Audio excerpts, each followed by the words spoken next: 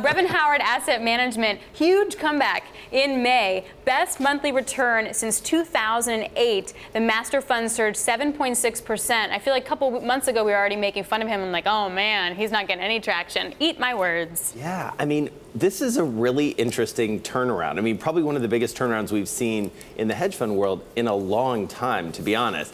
And there are a couple things at play here. I mean, one is the firm and Howard in particular sort of got it together, candidly, like sort of they refocused focused the up. firm, didn't they? That's exactly right. They focused up, they're down pretty dramatically in terms of assets under management.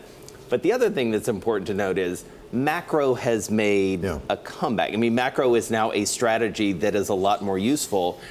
It's not a surprise to either of you that for a long time, given the world that we were in, given low interest rates, relatively low volatility, and candidly, as much as the headlines tend to grab us, a fairly benign political environment.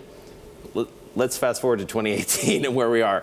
Potentially higher rates, more volatility, and a little bit of geopolitical risk out there. That's where macro comes into play. Which didn't happen, though, when we had the geopolitical risks before. So, thank God Italy had a surprise for macro strategists.